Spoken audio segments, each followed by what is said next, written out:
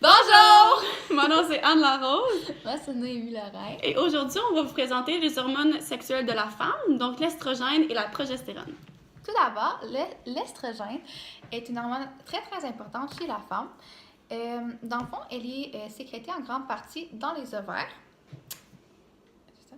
Dans le fond, pour l'homme, elle est sécrétée en petite quantité dans les testicules.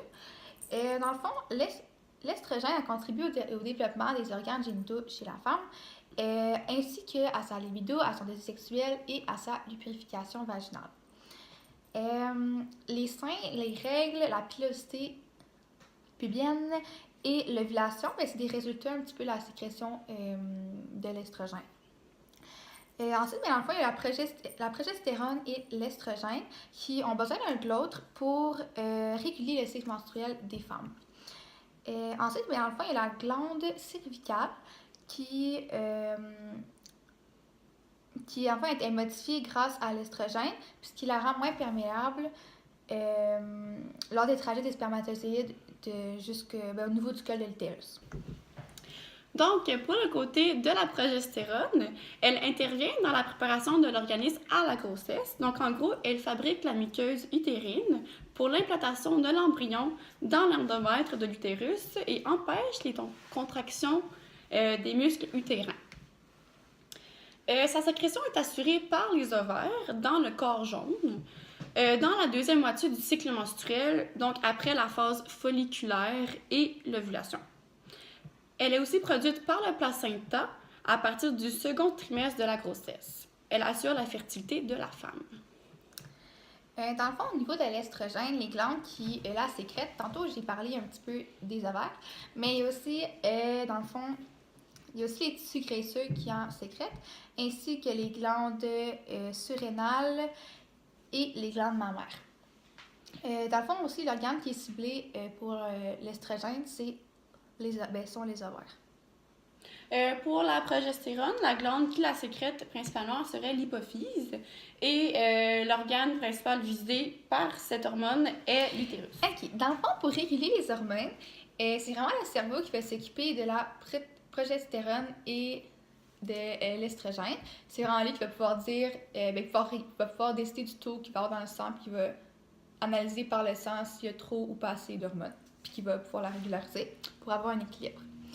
Mais dans le fond, pour l'estrogène, ce qu'il y a de particulier, c'est que le cerveau va faire en sorte que tout au long du cycle menstruel, l'estrogène est assez basse, puis il va vraiment aller vers la négative. Il va faire ce qu'on appelle, dans le fond, un rétrocontrôle négatif. Donc, il va vraiment garder l'estrogène basse dans le sang.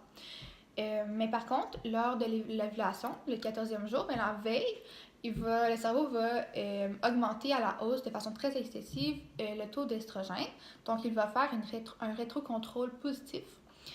Comme ça, la femme va avoir un désir sexuel qui va augmenter, donc sa libido va augmenter, puis elle va plus les porter à se reproduire pour que l'ovulation ait une utilité quelconque.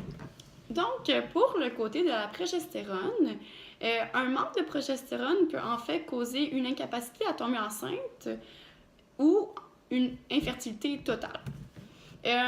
Lorsqu'une femme enceinte est en manque de progestérone, elle peut avoir une sécheresse vaginale, elle peut avoir une fatigue générale, chute de glycémie et des douleurs abdominales peuvent aussi apparaître.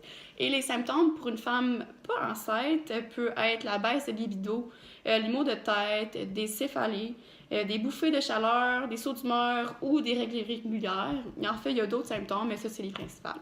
OK. Dans le fond, pour l'estrogène, les conséquences du fait que il y a une sous-production, c'est entre autres les syndromes prémenstruels. Dans le fond, comme j'ai parlé un peu tantôt, après l'ovulation, l'estrogène va rebaisser, puis on va avoir une baisse d'estrogène, ce qui crée un débalancement hormonal, puis ce qui affecte la femme. Donc souvent, elle va avoir des émotions de peine, de colère, ou même juste beaucoup de fatigue. Fait qu'elle va vraiment être débalancée. Par la suite, un autre moment dans la vie d'une femme où est-ce qu'elle va connaître une grande baisse d'estrogène, donc vraiment une sous-production, c'est lors de la ménopause. Dans le fond, lors de la ménopause, les ovaires arrêtent de produire les ovules et du même fait, ils arrêtent de produire l'hormone dont la femme a besoin. ça fait en sorte qu'il y a un déséquilibre qui se crée. Puis les effets que ça a sur la femme, les conséquences que ça a, c'est entre autres la libido de la femme qui va être affectée. Elle va être à la baisse. Alors du même fait, il va aussi avoir la lubrification vaginale qui va être affectée. Donc ça crée une sécheresse vaginale. Par la suite, dans le fond, il va y avoir des sautes d'humeur qui peuvent être produites, qui peuvent être une autre conséquence. Okay. Dans le fond, dû dans le fond aussi au manque. Okay. Dû au fait qu'il y a un manque d'estrogène, la femme va aussi être affectée au niveau de sa peau. Donc, il va être moins ferme et moins souple. Donc, dans plusieurs situations que la progestérone peut être en excès, par exemple, naturellement, lorsque la femme est en grossesse, la progestérone va augmenter, puis elle va augmenter encore plus lors d'une grossesse multiple. Lors d'une grossesse molaire aussi, la progestérone va augmenter. Dans certains cancers de l'ovaire, elle va augmenter.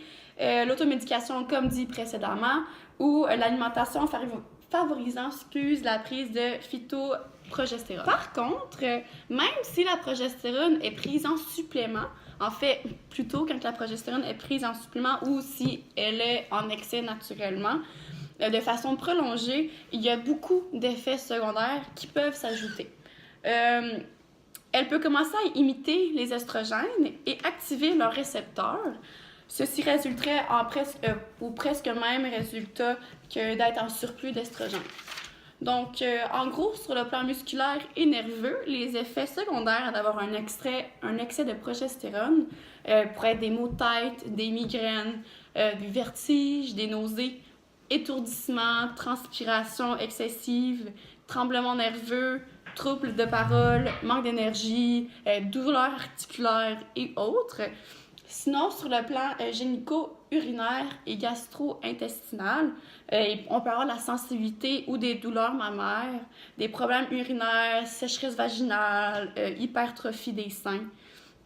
Sinon, sur d'autres plans, on a des douleurs thoraciques qui peuvent apparaître, l'augmentation des risques d'avoir des maladies cardiovasculaires, la congestion des voies respiratoires, de l'acné, une vision floue, troubles de sommeil et plus encore. En ce qui concerne la surproduction de l'estrogène, les effets, dans le fond, c'est que il y a une augmentation des tissus mammaires, puis aussi une augmentation des risques du cancer des seins et de l'utérus. Merci, c'était la capsule d'hormones sexuelles des femmes!